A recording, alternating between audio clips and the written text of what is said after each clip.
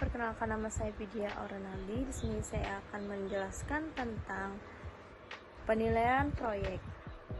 Pengertian penilaian proyek, suatu proses pembelajaran merupakan serangkaian kegiatan yang terdiri dari perencanaan, kegiatan belajar mengajar, evaluasi.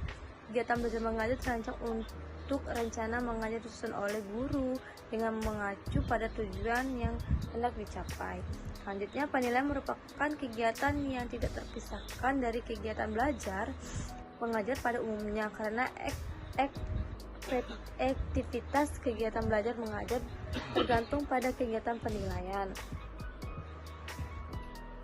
Baiklah, itu saja dari saya. Selanjutnya akan dijelaskan oleh saudari Gita. Baiklah, saya Devi Oktaviani akan menjelaskan mengenai fungsi dan tujuan penilaian proyek. Sebagai evaluasi pada umumnya mengandung fungsi dan tujuan sebagai berikut. Yang pertama, penilaian berfungsi selektif yang bertujuan untuk memilih siswa yang dapat diterima di sekolah tertentu. Kemudian untuk memilih siswa yang dapat naik kelas atau tingkat tertentu. Selanjutnya untuk memilih siswa yang seharusnya mendapat beasiswa. Yang keempat, untuk memilih siswa yang sudah berhak meninggalkan sekolah dan sebagainya. Yang kedua, penilaian berfungsi diagnostik.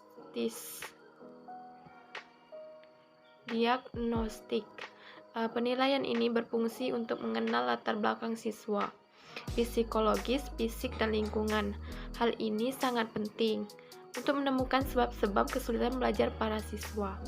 Karena kebanyakan siswa mengalami kesulitan dalam belajar karena ada beberapa faktor luar yang mempengaruhi, dan hal ini bisa diagnosa oleh guru dan pihak sekolah. Informasi yang dapat digunakan untuk memberikan bimbingan dan penyuluhan guna mengatasi kesulitan yang mereka hadapi. Yang ketiga, penilaian berfungsi sebagai penempatan. Biasanya penilaian dengan fungsi ini dilaksanakan ketika penerimaan siswa baru atau ketika kenaikan kelas untuk menentukan dengan pasti di kelompok mana seorang siswa harus ditempatkan. Digunakan suatu penilaian. Yang keempat yaitu penilaian berfungsi sebagai pengukuran keberhasilan. Penilaian ini dimaksud untuk menentukan angka kemajuan atau hasil belajar para siswa. Angka diperoleh dicantumkan sebagai laporan kepada orang tua untuk kenaikan kelas dan sebagai penentu kelulusan. Penentuan kelulusan para siswa dalam fungsinya sebagai pengukur keberhasilan. Mungkin itu saja untuk materi. Selanjutnya akan disampaikan oleh saudari Ersa. Terima kasih. Baiklah, saya Ersa Mesari, NIM 06141281924070. Di sini saya akan melanjutkan penyampaian materi dari Devi mengenai fungsi dan tujuan penilaian proyek. Penilaian proyek sebagai salah satu model evaluasi pembelajaran dalam penilaian berbasis kelas yang mengedepankan project work, tentunya juga mempunyai fungsi dan tujuan serta beberapa kelebihan dibandingkan model evaluasi yang lainnya. Di antaranya itu yang pertama, project work merupakan bagian internal dari proses pembelajaran terstandar, bermuatan pedagogis dan bermakna bagi peserta didik. Yang kedua yaitu dapat memberikan peluang kepada peserta didik untuk mengekspresikan kompetensi yang dikuasainya secara utuh. Yang ketiga yaitu lebih efisien dan menghasilkan produk yang memiliki nilai ekonomis. Dan yang terakhir yaitu dapat menghasilkan nilai penguasaan kompetensi yang dapat dipertanggungjawabkan dan memiliki kelayakan untuk disertifikasi. Baiklah, terima kasih kepada moderator telah menyempatkan saya untuk menyampaikan materi berikutnya, yaitu mengenai karakteristik penilaian proyek atau yang bisa disebut dengan project assessment. Jadi dalam penilaian proyek ini atau project assessment ini bisa dianggap berkualitas jika sesuai dengan karakteristik atau kriteria-kriterianya. Jadi ada 7 kriteria dari karakteristik penilaian proyek tersebut. Yang pertama ada generability, yang dimana peserta didik ini dalam melaksanakan tugasnya yang diberikan tersebut sudah memadai untuk digeneralisasikan kepada tugas-tugas lain. Kemudian yang kedua ada authenticity, yang dimana tugasnya diberikan tersebut sudah serupa dengan apa yang sering dihadapinya dalam praktek kehidupan sehari-hari. Sebagai contohnya seperti ketika siswa mendapat materi tentang sholat, kemudian sholat jamaah dan nukasar, terkadang mereka ini sudah paham dengan materinya, dengan materi yang disampaikan. Kemudian yang ketiga ada multiple voice, yang dimana tugas ini diberikan kepada peserta didik sebelumnya sudah mengukur terlebih dahulu dari kemampuan peserta didik tersebut, apa yang diinginkan dalam pengerjaan proyek tersebut. Kemudian yang keempat ada teachability, yang dimana tugas ini diberikan merupakan tugas yang hasilnya semakin baik karena adanya usaha mengajar guru di kelas. Kemudian yang kelima ada fairness, yang artinya apakah tugas ini diberikan sudah adil untuk semua peserta didik. Jadi tugas-tugasnya ini harus sudah dipikirkan apakah semua mahasiswa ini mengerjakan tugas tersebut atau tidak, dengan pertimbangan bahwa kemampuan setiap siswa ini pasti berbeda dan beragam.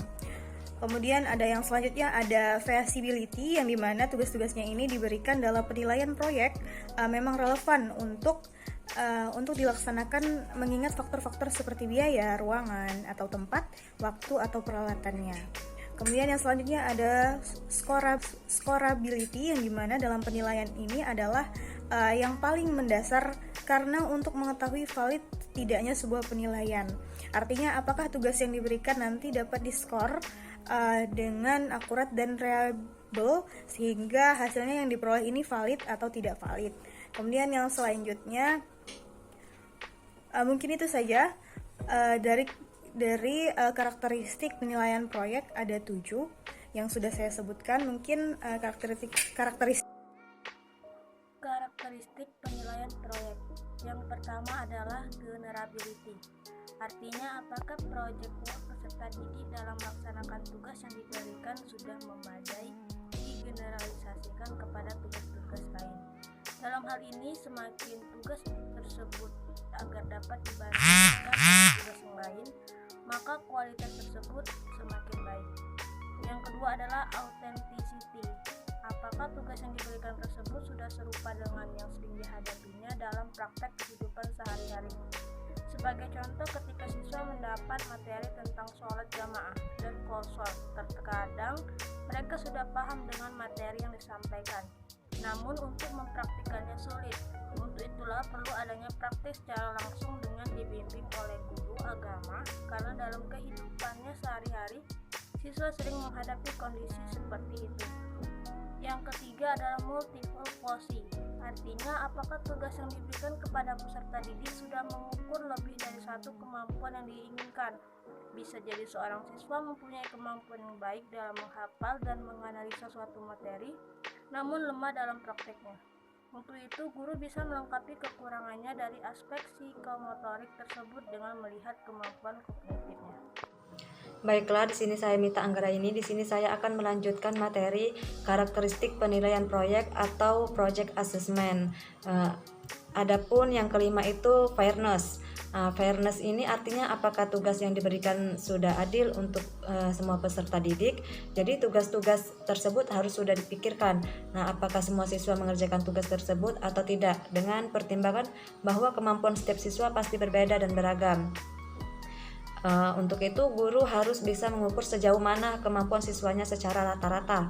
Nah, sedangkan yang keenam itu visibility. Visibility artinya tugas-tugas yang diberikan dalam penilaian proyek memang relevan untuk dapat dilaksanakan mengingat faktor-faktor seperti biaya, ruangan atau tempat, waktu ataupun peralatannya. Nah, setiap sekolah mempunyai kemampuan yang berbeda, baik sumber daya manusia maupun perlengkapan sarana dan prasarananya. Nah, yang ketujuh itu scorability.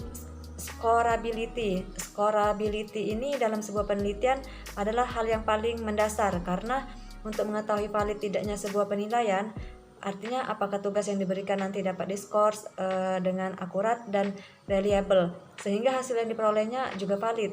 Nah, dalam penilaian proyek, seorang guru harus teliti dalam hal penskorannya, karena memang salah satu yang sensitif dari penilaian proyek ini adalah penskoran. Terima kasih. Baiklah, saya Pita Ariska. Di sini saya akan menyampaikan mengenai langkah-langkah implementasi penilaian proyek atau proyek assessment. Nah, pada model penilaian proyek, bentuk tugas-tugasnya biasanya lebih mencerminkan kemampuan yang diperlukan dalam kehidupan sehari-hari. Nah, adapun keberhasilan guru dalam mengajarkan materi-materi sebagaimana tersebut tidak bisa hanya diukur dengan model paper and pencil test, melainkan dengan proyek assessment. Karena evaluasi yang dilaksanakan tidak hanya pada sisi kognitifnya saja, melainkan pada keseluruhan aspek. Adapun langkah-langkah yang perlu diperhatikan untuk membuat penilaian proyek atau proyek assessment yang baik adalah yang pertama itu kemampuan pengelolaan. Kemampuan peserta didik dalam memilih topik, mencari informasi, mengelola waktu pengumpulan data, serta penulisan laporan. Yang kedua itu relevansi. Nah, kesesuaian mata pelajaran dengan mempertimbangkan tahapan pengetahuan dan keterampilan dalam pembelajaran. Yang ketiga itu keaslian.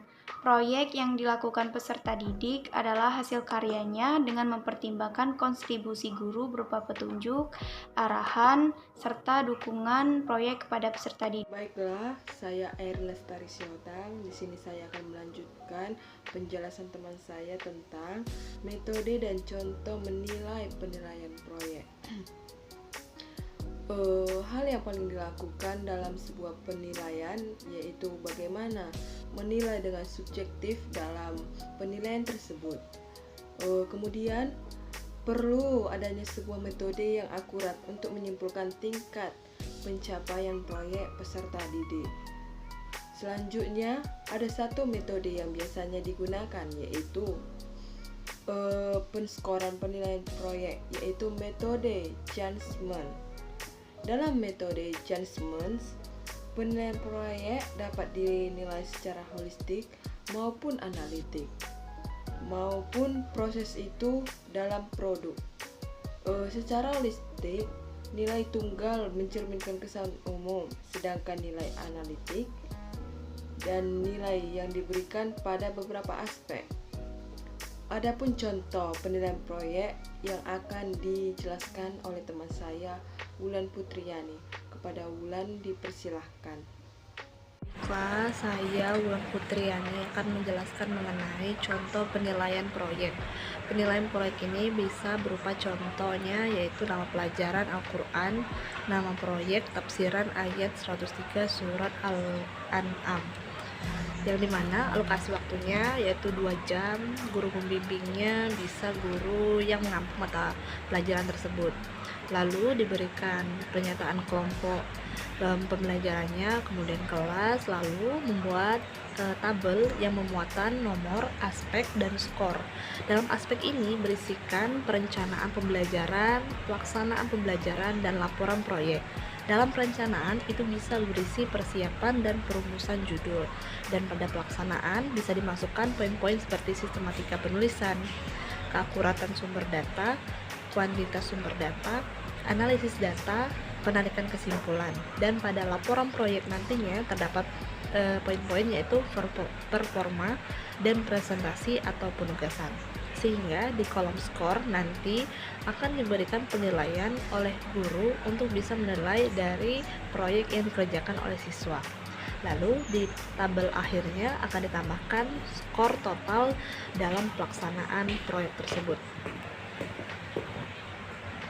Dalam hal ini, aspek yang dinilai itu disesuaikan dengan proyek dan kondisi dari siswa ataupun sekolah yang sedang mengerjakan proyek tersebut. Dan skor diberikan berdasarkan ketetapan dan kelengkapan jawaban dari peserta didik. Semakin lengkap dan akurat, maka skornya semakin besar. Mungkin itu saja penjelasan dari saya. Terima kasih. Oke, Oke, baiklah, saya Rinta Noviana akan menyampaikan materi mengenai penskoran penilaian proyek atau project assessment. Data penilaian proyek meliputi skor yang diperoleh dari tahap yang pertama, perencanaan atau persiapan, yang kedua, pengumpulan data, yang ketiga, pengelolaan data, dan yang keempat, penyajian data atau laporan. Nah, dalam menilai setiap tahap, guru dapat menggunakan skor yang terentang dari 1 sampai 4. Skor pertama merupakan skor terendah dan skor keempat yaitu skor yang tertinggi. Jadi total skor terendah untuk keseluruhan tahap adalah 4 dan total skor untuk tertinggi adalah 16. Nah, untuk tabelnya bisa memuat contoh penskoran. Yang pertama ada aspek persiapan, aspek pengumpulan data, dan yang ketiga aspek pengelolaan data, dan yang keempat pelaporan tertulis. Nah, kriteria-kriterianya ada kriteria 3, kriteria 2, dan kriteria pertama.